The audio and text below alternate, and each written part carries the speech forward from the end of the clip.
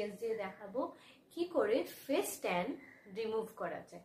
তার আগে আমি বলে রাখি, এর আগে আমি একটা গ্লোয়িং ফেস প্যাক দেখিয়েছিলাম, যেটা আপনারা যদি ইউজ করে থাকেন তাহলে আমাকে ফিডব্যাকটা কমেন্ট সেকশনে দিতে পারেন।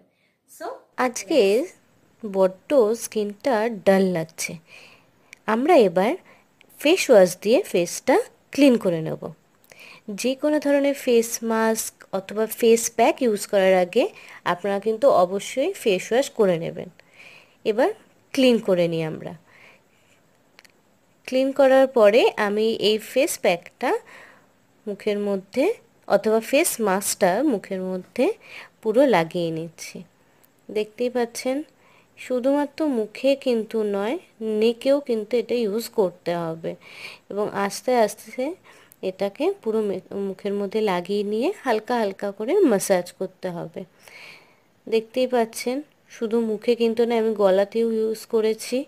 এবার এটাকে ঠিক 10 মিনিটের জন্য রেখে দিতে হবে, দেন ক্লিন করে নিতে হবে। 10 মিনিট পরে দেখুন আমি ক্লিন করে নিয়েছি এবং স্কিনটা কিন্তু হালকা গ্লো করছে, দেখতেই পাচ্ছেন। এবার দেখিনি আমরা ফেস প্যাকটাতে কী কী ইউজ করেছি। হানি আর কফি, এই দুটোকে আমি মিক্স করে নেব। ঠিক আস্তে আস্তে মিক্স করার পর এই পেস্টটা তৈরি হবে, এই পেস্টটাই আমি ফেসে ইউজ করেছিলাম।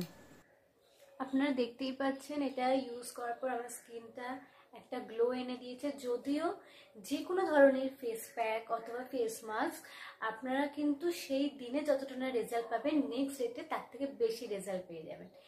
আর আমি এখানে যে দুটো ইনগ্রেডিয়েন্টস ইউজ করেছিলাম, একটা হচ্ছে কফি। কফি কিন্তু আমাদের ট্যান রিমুভ করতে খুব হেল্প করে থাকে আর আমাদের ব্লাড সার্কুলেশনকে ইমপ্রুভ করে। সেকেন্ড যেটা আমি ইউজ করেছিলাম সেটা হচ্ছে হানি।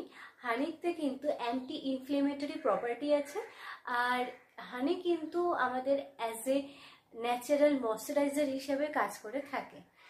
তো আপনারা এইটা উইকে একবার ইউজ করবেন। আপনারা যদি এটা 1 মাস ইউজ করে থাকেন, অর্থাৎ মান্থে তাহলে 4 বার হচ্ছে ইউজ করে থাকেন, তাহলে কিন্তু এটার ভালো রেজাল্ট পেয়ে যাবেন।